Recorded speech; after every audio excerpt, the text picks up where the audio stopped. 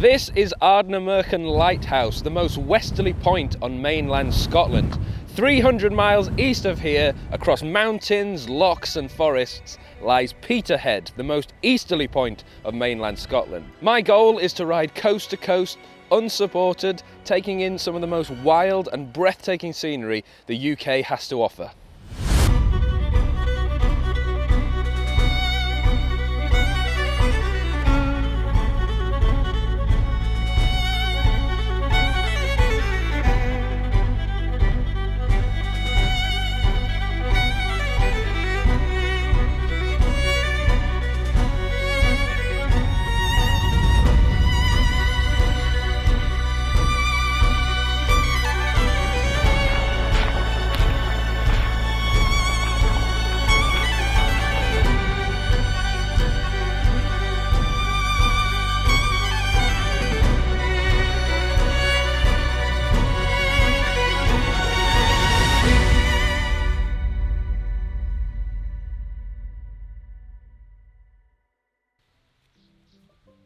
Although I was bikepacking coast to coast across the Scottish mainland, I actually started my adventure on the Isle of Mull. I got there the night before and camped at Tobermory campsite, and I spent most of the morning faffing about with my kit. But at least I had these two little guys for company.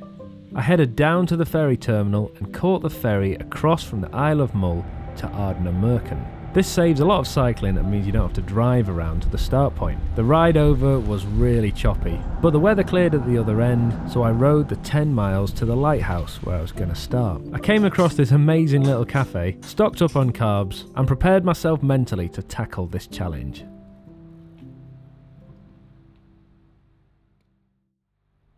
Once I'd finished my cup of tea with one of the most amazing views I've ever had at a cafe, I set off. I had a long day ahead of me and I knew a storm was coming, so I wanted to get as far as I possibly could before the rain arrived.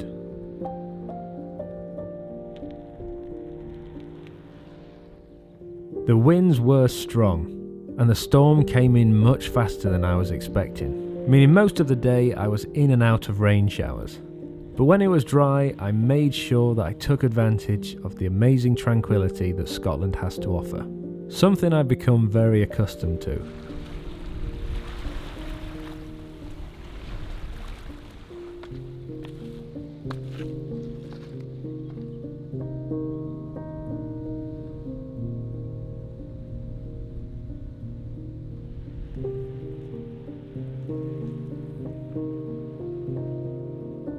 But as the day progressed, the dry spells came fewer and further between, before eventually disappearing altogether. And for the last few hours of the day, I was hit with constant torrential rain and sideways wind. Right, I've made it to Strontian, about 15 miles from where I actually should have been finishing today, where I was going to be wild camping. But the weather has been pretty horrendous the last few hours, and I was just getting quite cold and very soaked.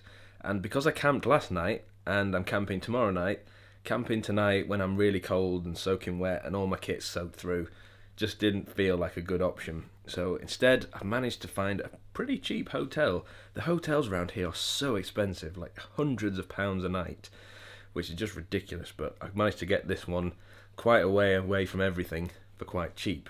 But it does mean I've got to do quite a bit of cycling extra tomorrow to get where I need to go.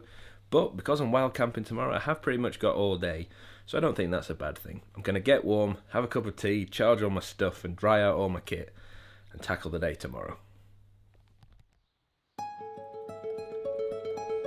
Day 2, and after a relaxing sleep at the hotel, I realised something was wrong. Although I'd slept in a really warm bed, I woke up still feeling cold and shivery. I decided to plough on and see how far I could get before the forecasted rain came again. And I was really lucky for about 10 minutes. The torrential rain started again, and I knew that that was going to be it for the entire day. But I'd come all this way to do this trip, so I put my head down and just got on with it, and tried to take time to admire this amazing place.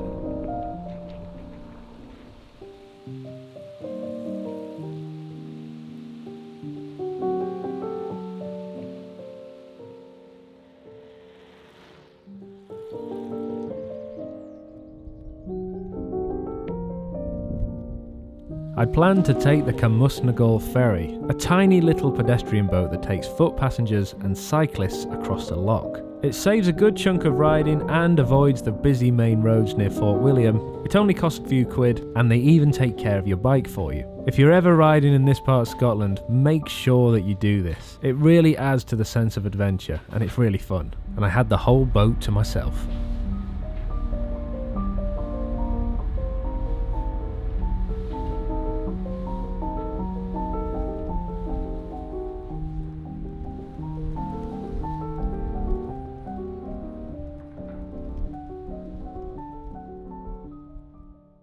About 20 minutes later, we arrived at the other side of the loch to yet more torrential rain. I just sucked it up and carried on the rest of the way to where I was going to be camping on the shores of Loch Oich. I was really feeling miserable at this point, and I was so glad when I finally made it to the Caledonian Canal.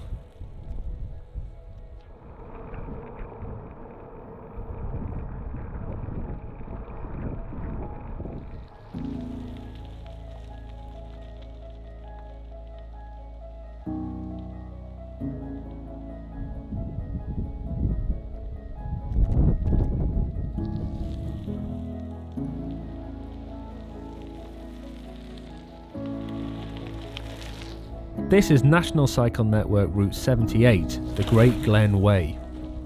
I've been here so many times and it's well worth a visit. They've added this new cycle path that takes you away from the loch, as there were often issues with landslides here that I learnt many years ago. It's an absolutely stunning climb with switchbacks and incredible views over the loch.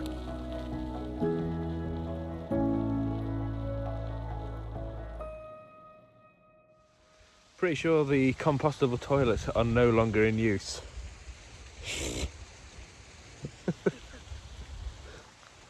Oh dear. Right, I made it to my camp spot. This spot here is exactly where me and my dad did our first bikepacking film together back in 2020, and it was a great adventure. It was absolutely fantastic. However, today it's a lot wetter than back then, and I've been umming and ahhing about camping all day again. I know I did the same yesterday, but I'm really cold and absolutely soaked.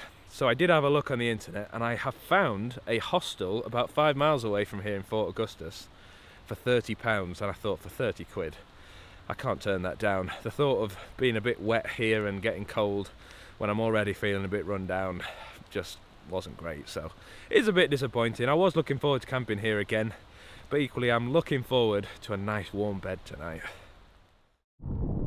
Annoyingly, the sun came out just to rub it in my face a bit, but I was so looking forward to a comfy bed.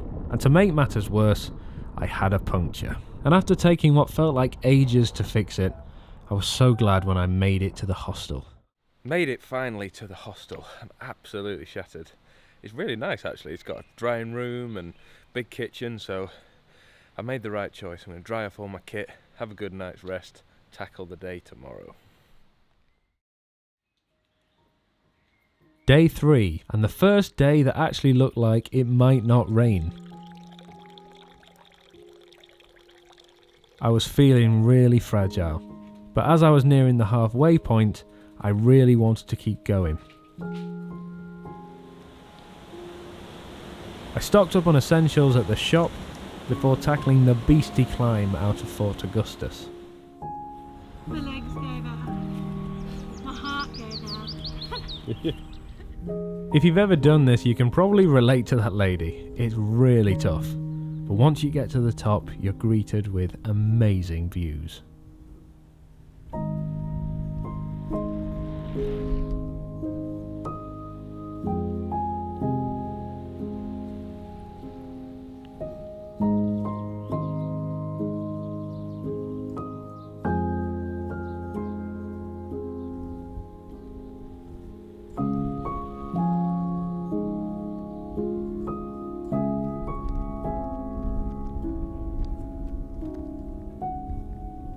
This section was brand new to me. It was mostly single track roads to the east of Loch Ness, trying to take a shortcut and avoid the A9 to Aviemore. It was super tough going, but it reminded me a lot of home, the Peak District and the Yorkshire Dales.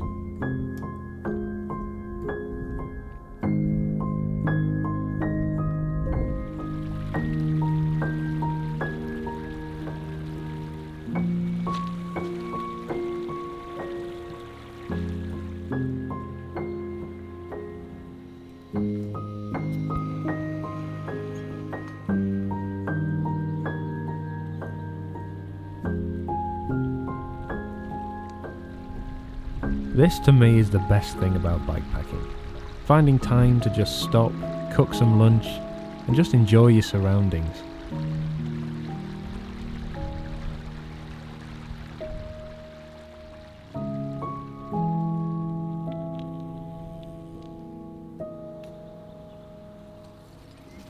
On my hands and knees and feeling absolutely atrocious, I made it to the youth hostel at Aviemore, where the only thing I wanted to do was go to bed. Good morning from Aviemore Youth Hostel. Last night I went straight to bed. I was absolutely shattered, so I didn't have a chance to do this piece to camera. I've not been feeling well for the last couple of days. I've got a bit of stomach cramps, and in the middle of the night I just woke up sweating profusely, so I think I've got some sort of bug, which isn't ideal for this sort of challenging ride. But I am feeling better today. I'm dosed up on painkillers, and I'm going to do my 60 miles today out to Ballater, which should be a really good ride. Day 4, a turning point. I only had 150 miles left in total to reach Peterhead over 2 days, and most of that was on the second day. So mentally, I knew if I could just make it through today, I'd be feeling better for tomorrow, and I could just get on with it and finish the ride.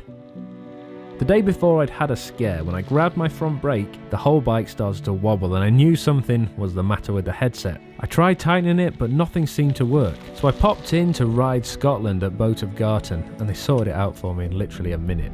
I felt like things were picking up. I was feeling better, my bike was working, and when I made it to the A939, I found that it was closed to cars. So I had the entire main road all to myself, meaning I could go fast without worrying about cars and make up good time.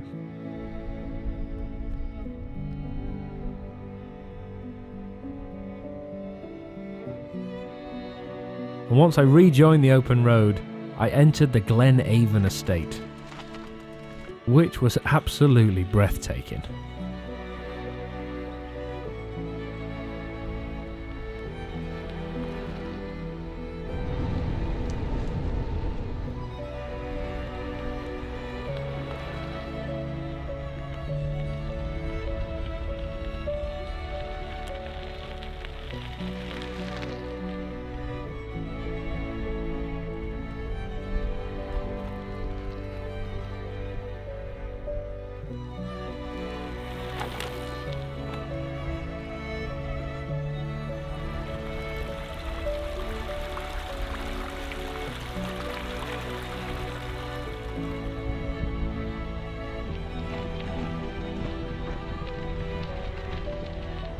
A tough ride through the estate completed. All that was left was a long climb up to the tops before I could bomb down to Ballater, where I was going to be staying.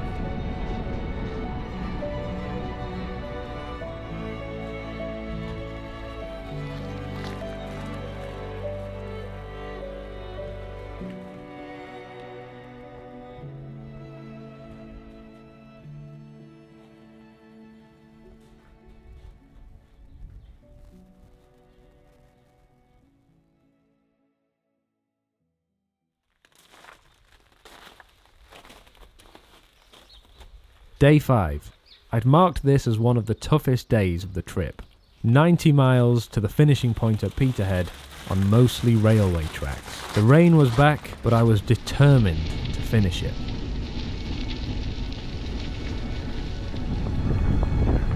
I'd made it this far, so I just gritted my teeth, put my head down and pushed the pedals. Although ex-railways are flat, they're not easy. Anyone who's ridden them will tell you, the surfaces are usually rubbish. There are detours, gates, stopping and starting, and over a long day it can be really tiring.